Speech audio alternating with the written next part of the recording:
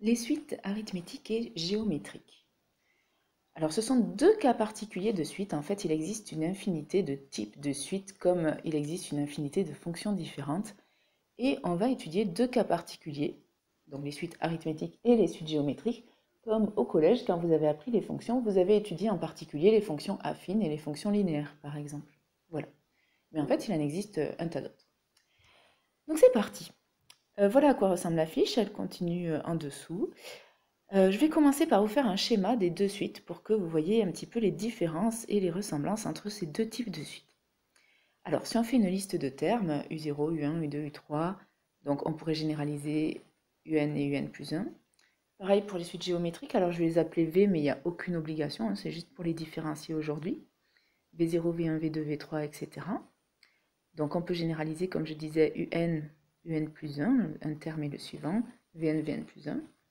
Alors, les suites arithmétiques, pour passer d'un terme à l'autre, il faut ajouter un nombre. Par exemple, je vais l'appeler R, parce qu'on l'appelle la raison. Donc pour passer de U0 à U1, on fait plus R. Pour passer de U1 à U2, on fait plus R. De U2 à U3, plus R, etc. Cette raison, ce nombre, c'est toujours le même. Voilà, si vous faites plus 1, puis après plus 2, ça ne marche pas. Donc on peut généraliser en disant que pour passer de UN à UN plus 1, on fait plus R. Au niveau du terme, ce qu'on appelle le terme général, on va essayer de commencer tout le temps à U0. Donc pour passer de U0 à U1, on a dit qu'on fait plus R. Pour passer de U0 à U2, je vous laisse réfléchir combien il faut faire, quelle opération il faut faire pour passer de U0 à U3, etc. Alors, logiquement, hein, pour passer de U0 à U1, on fait plus R. Pour passer de U0 à U2, on fait plus R et ensuite plus R, donc plus 2R. Et de U0 à U3, plus R plus R plus R, donc plus 3R. Alors, quelle est la différence avec les suites géométriques? Eh bien, au lieu d'additionner toujours le même nombre, pour une suite géométrique, on va multiplier toujours par le même nombre. Ce nombre, alors là je l'ai noté Q, ça s'appelle aussi une raison.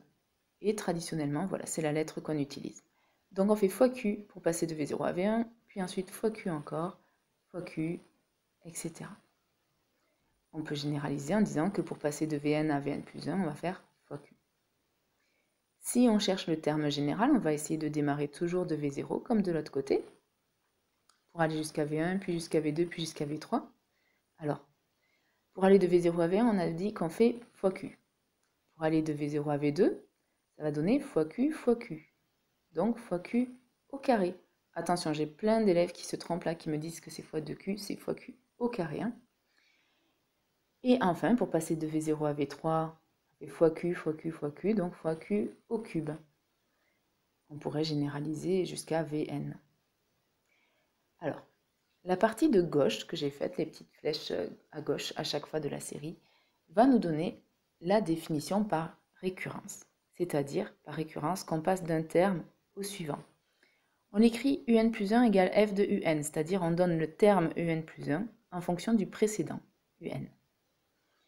Pour une suite arithmétique, ça va nous donner, donc d'après le schéma, que UN plus 1 égale UN plus la raison. De même pour la suite géométrique, Vn plus 1 égale Vn fois la raison. Voilà. Alors, en général, en début de chapitre, on vous demande de savoir démontrer la nature d'une suite. Comme pour les fonctions, on vous demandait de montrer est-ce qu'elle était affine ou linéaire. Voilà, c'est la même chose. Alors, comment on va faire ici? Tout simplement, dans notre définition par récurrence, on va passer le UN ou le Vn de l'autre côté. Ça va donner, pour la suite arithmétique, le calcul UN plus 1 moins UN. On calcule, et à la fin, on regarde si on obtient une constante. Alors une constante, c'est-à-dire qu'il ne doit plus y avoir du tout de n dans notre résultat. On peut obtenir 3, on peut obtenir un quart, ça nous va, c'est une constante. Si on obtient 3n, c'est pas une constante, donc la suite ne sera pas arithmétique. Cette constante, vous l'aurez compris, ce sera donc la raison si jamais elle est bien constante. Pour la suite géométrique, on fait pareil. Alors, il faudrait d'abord vérifier que n n'est jamais égal à 0, et puis ensuite on peut diviser par Vn, Vn plus 1 sur Vn, on calcule. On simplifie au maximum tout ça. Et si on obtient une constante, c'est que la suite est géométrique. Et cette constante est notre raison. Voilà, donc là, il faut s'entraîner à faire ce genre de choses. Et ensuite, si vous avez démontré que la suite est arithmétique ou géométrique, vous devez absolument écrire cette phrase que j'ai mise en rouge et qui va nous permettre d'avoir droit à toutes les formules qu'il y a en dessous de la fiche. Il faut dire que la suite est, alors la suite vous précisez entre parenthèses son nom, elle est arithmétique ou géométrique, de raison vous précisez la raison, et de premier terme, vous précisez le premier terme. Ce premier terme, en général, vous ne l'avez pas, ou alors il est donné dans l'énoncé. Si vous ne l'avez pas, vous devez le calculer à ce moment-là, pour le donner. Et ensuite, par réflexe, il faudra absolument écrire la définition explicite, c'est-à-dire, on l'appelle aussi le terme général. Pourquoi par réflexe? Parce qu'en général, vous l'avez besoin dans la suite des questions, dans les problèmes un petit peu plus costauds, et on ne vous le demande pas forcément. Mais si vous ne l'écrivez pas, vous serez bloqué. Donc, dès que vous avez écrit cette phrase, vous écrirez le terme général. Alors, de quoi est-ce qu'il s'agit? Il s'agit de donner UN, mais directement en fonction de N. C'est la partie qu'on avait faite à droite de la série. U0, U1, U2, là, vous voyez, plus R, plus 2R, plus 3R. C'est ça notre terme général, en fait. Il vient de là. Donc, pour une suite arithmétique, ce sera que UN égale U0 plus N fois la raison. Alors, il existe une autre formule, si on ne commence pas à U0, je vous la donne. UN égale UP plus N-P fois la raison. Très utile si on commence à U1 par exemple ou à U4. Voilà. Pareil pour les suites géométriques, c'est la même chose. Quand on avait commencé de V0, on avait obtenu que Vn égale V0 fois Q puissance N. Et il existe aussi la formule quand on ne démarre pas à 0, j'ai fait une petite erreur, Vn égale Vp fois Q puissance N-P. Ce sera Vp et pas V0. Ensuite, une fois que vous avez fait tout ça, en général, on passe aux questions un peu plus différentes. On peut vous demander, par exemple, d'étudier les variations ou la limite des suites. Alors, pour les suites arithmétiques, c'est très simple. Si la raison est positive, dans ce cas-là, ça veut dire qu'on additionne toujours plus 2, plus 2, plus 2, par exemple, un nombre positif, la suite est croissante. Si la raison est négative, ça veut dire qu'on additionne toujours un nombre négatif, plus moins 2, plus moins 2, plus moins 2, la suite devient donc décroissante. Pour les suites géométriques, c'est un peu plus compliqué et en général, les profs se font un malin plaisir de vous les donner en contrôle.